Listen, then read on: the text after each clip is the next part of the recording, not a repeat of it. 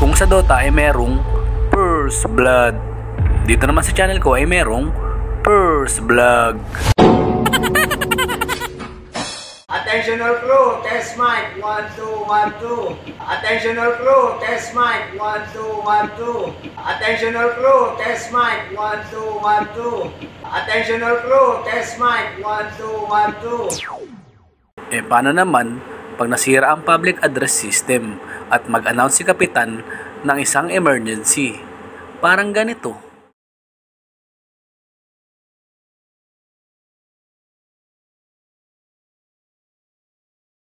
Makaresponse kaya tayo? O tuluyan na lang lalaki ang sunog? Tara mga kaleki, i-troubleshoot natin.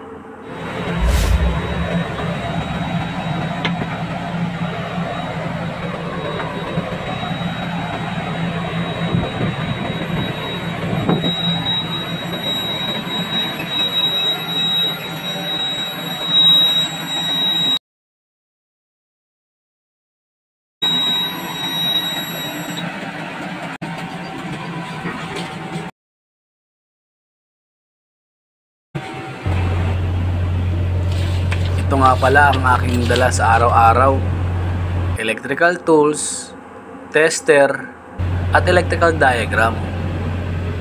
Bago natin galawin ang mga electrical wires, i-double check muna natin ang mga fuse, power supply, ganon din ang mga connection ng mga wire, dahil kadalasan ito lang ang nagiging problema. I-double check natin ang mga numero ng mga terminal block, ganon din ang numero ng mga wire. Ayan po ang ating gagamitin sa pagbasa ng electrical diagram.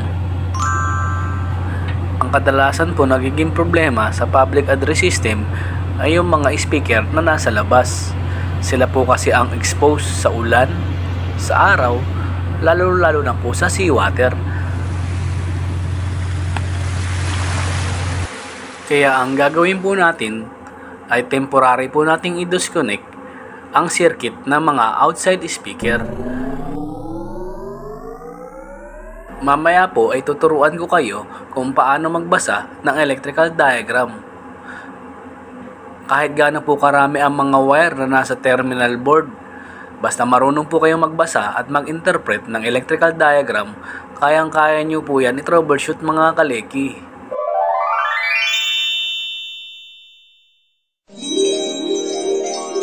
Ngayon po, na-disconnect na natin ang mga wire. I-double check po natin ngayon ang alarm panel kung nawala na po ba ang alarma ng public address. Ayan po mga kaleki, nawala na po ang alarm ng public address. Mukhang nakachamba tayo ngayong araw. Ngayon naman po ay isa-isahin natin ang circuit ng outside speaker. Tignan natin kung alin ang mga nagkaroon ng problema. Meron po dyan kailangan ng palitan. Meron naman po na kailangan lang linisan at i-recondition. Diskartehan lang po natin kung paano natin sila mapapagana habang wala pa tayong mga spare. Madami po tayong na-check na speaker mga kaleki. Hindi ko na po na-videohan dahil kailangan ko rin po itong tapusin ngayong araw. Uy, alas 10 na pala. Tara sa control room. Magkape muna tayo kasama ang mga tropa. Dito po sa pagkakape namin, i-discuss po namin kung ano na po ang naging progress ng mga naka-assign sa aming trabaho. At dito rin po dinidiscuss ni Chief Engineer kung merong bagong dumating na email or mensahe na galing sa opisina. Sakto mga kaleki, dito nakikape ang ating pangmalakasang Chief Officer na si Chief Mate Gementisa. What's up guys? Nakikikape. Siya naman po ang aming mabait na chief engineer na laging nakaalalay sa aming mga trabaho.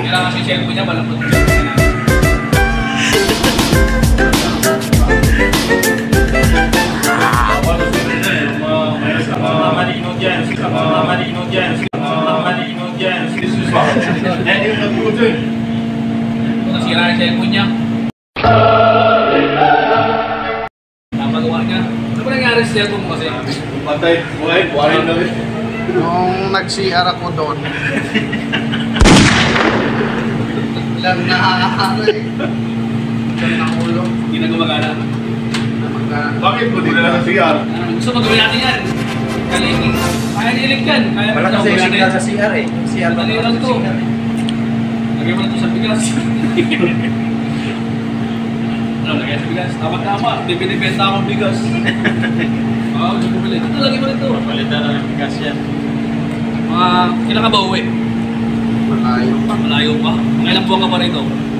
Sa buwan kasi. Buwan, mga 8 months, pwede mo na po rito. Kapag na ba ito? Ate, wala na tayong masawa dito pag ganyan. Hindi, effective yung bigas. Marami na ako napagaling na cellphone. Marami. Effective to, effective. Kasi yan, di ba, malubog na sa cellphone mo, sa bigas. Lagyan mo ngayon ng tubig, patong mo sa casket tank. Ano yung mga Gusto mo yan. Gusto mo yan. Ano na yan? Yan. Silikan yan. Yan. Lagay ko to sa... Yan ka lang. Meron yan, may formula dyan. Hindi ka advice. Sir, ikaw sir, ano advice mo sa cellphone niya sir? Sigurado sir. So, magandang solusyon sa cellphone niya. Hindi na siya makapag cellphone eh. Subscriber to sir, sayang eh. May kaya na sipon. Kapag hintayin mo yung parako niya cellphone. Oo. Marami na viewers sa kanya. 1.5 na. 1.5 views na. 1.5 na. Kasama ko doon sa ano, sa dating grupa niya. Sinertin ko eh. 36 na subscriber ko, 76. 37 sana. Nasira na siya. Uwi ka mo sa asawa mo, sabihin mo uwi ka lang, hindi ka lang makapag-message kasi nasira yung cellphone. Wifi. Ano Wifey. Oh, shoot the ball, Wifey. Hi, Wifey! Highway ako sa'yo ha. Hi, Wifey. Sige, sabihin mo, sira lang yung cellphone mo. Pero nasa mabuti kang kalagayan. Isa lang pa cellphone mo? Hindi, nakahiram mo kami Gerald sir. Pero minsan lang dahil. Hindi ko ginagamit yung iPhone. Thank you. Wifey, sabi mo, Wifey, okay ka lang. Sige, miss. Okay lang ako dito. Huwag na mag-alala. Ilaw pa rin lagi. Ikaw rin lagi. Yung mga September, pwede mo nang buksan yan. Hindi, pwede ko lang ito sir. Sige, para sa ano. Sa pag-uwi mo ng Manila, Eh, ito tinanggal ngayon. Magbibilang ka ulit ngayon. Simula kayo ng first ship yan. Dapat tapos yan. Oo. Tinanggal na first. Eh, bibigyan na lang siya kung ano kumala. Tayo dyan,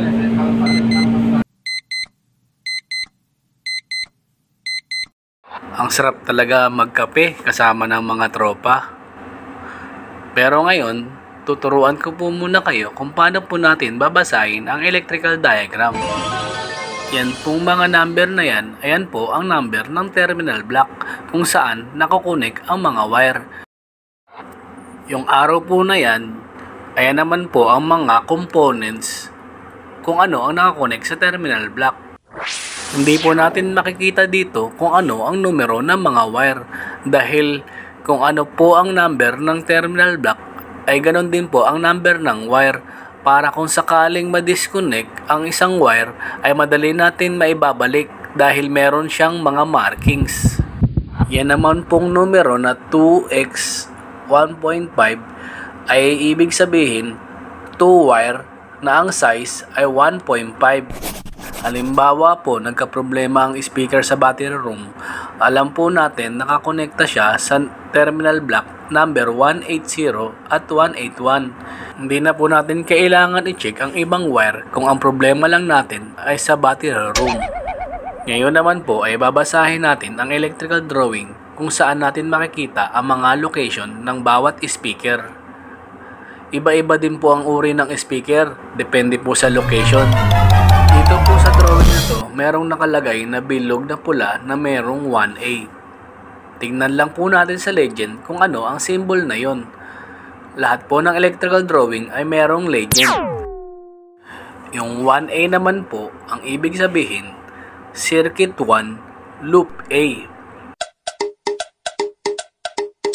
Kadalasan po, dalawa ang loop o higit pa sa isang deck. Halimbawa po sa drawing, may loop 1A at 1B. Ang dahilan po niyan, kung sakaling masira ang loop 1A, ay gagana pa rin ang speaker ng loop 1B. Nang sa ganun, kapag nag-public address ay meron pa rin tayong maririnig. Nakita naman po natin sa unahan ng video na ito kung gaano kaimportante ang public address lalo na kapag merong emergency. Dito naman po sa engine room ay mas magkalapit o dikit-dikit ang mga public address speaker dahil po sa engine room ay mas maingay lalo na po pag tumakbo na ang ating makina.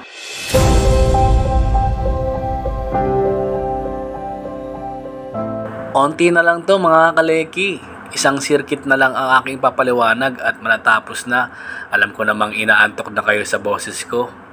Dito naman po natin makikita ang mga connection ng bawat loop.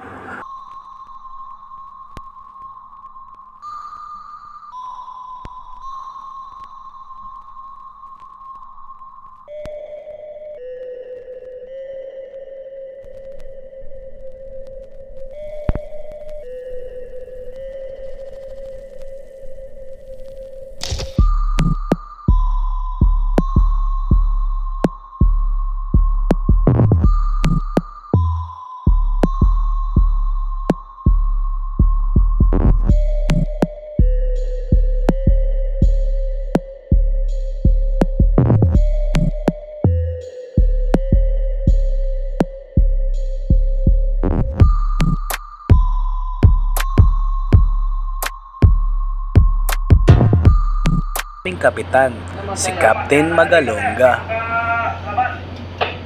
Nasa labas, pero sa punta, silbi ko na. Sa pa, sir? Ay, naka-off. Hindi, talkback yan, sir, yung dilaw eh. Talkback yun? Oo, talkback. Test mic, test mic. Marinig, boss. Marinig. Marinig sir. Ano ka sir? Saan dyan? Si Abdul hindi na gano'n tumawag eh. Abdul, tawag sa bridge kung marinig dyan sa... Hindi, ngayon, naka-disconnect yung speaker pa dun sa ano, sir eh. Disconnect doon? Oo, kasi suspect din yun eh. Ngayon, okay na to. Sino yun? Si Leonard, sa kabina niya, malakan daw. Si Leonard? Oo. Yun. Ito na. Test. Shout out, shout out. Shoutout sa misis ko, yung pangalawa. Ano ka sir? Wala pangatlo. Coming soon sir, coming soon. Ayos talaga.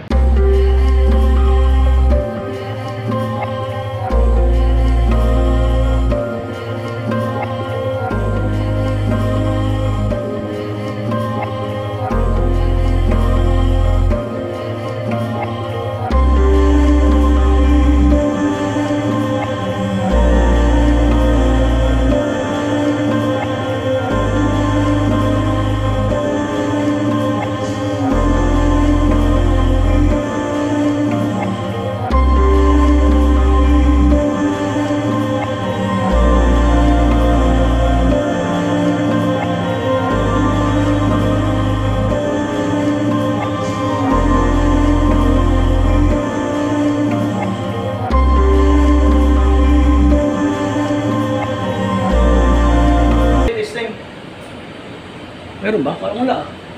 Meron third? Meron ba? Dito sa bridge. Wala dito. Meron ba? Malakas. Okay, binabalik nilig yung mga speaker sa ano sa kusina. Oh, malakas. Oh, very. Oh. Ha? Kombinasyon? Oh, malakas. Andyan. Malakas kayo mayor sir. Test, 1, 2. Oh, malakas to. Okay, thank you. Okay. Yung isa, sir. Yung isa. Yes. Yun na. Thank you, Maya. Test 1, 2, 3, 4. Test 1, 2, 3, 4. Boss, marinig din, marinig. Meron ba sa bridge? Meron na? Yung dalawang ano to, yung pangalawang microphone na subok. Ngayon marinig. Pangalawang ano to. Pero wala nang alarm eh. Oh. Maran, yung alarm wala na. Baka sa speaker na yun. Wala daw doon, sir? Wala daw doon? Wala daw doon? Ayos. Ayos, ba? Oh, 1 retard. Attention all crew, test mic, 1, 2, 1, 2. Kasi, pakita mo na mamaya yun ha.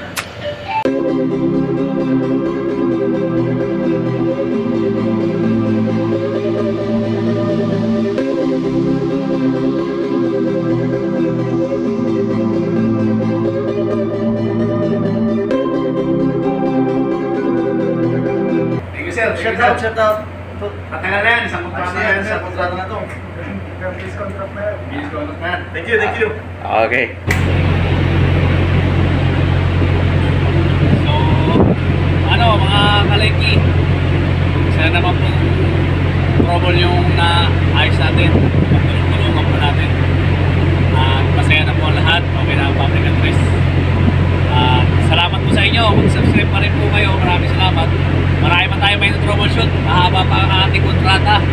At least ngayon, kahit hindi tayo nakakapag pasyal sa labas dahil sa COVID, at least ngayon, kahit paano, nag-enjoy tayo sa mga trabaho natin lalo, mas naging focus tayo. So, ayun lang.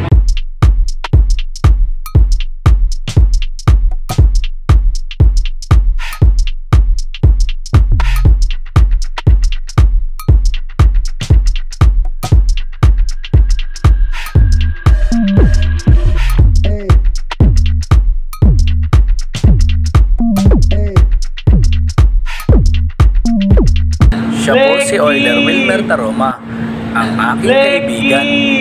Sadyang inalis ko lang po ang kanyang muka para di matakot ang mga bata.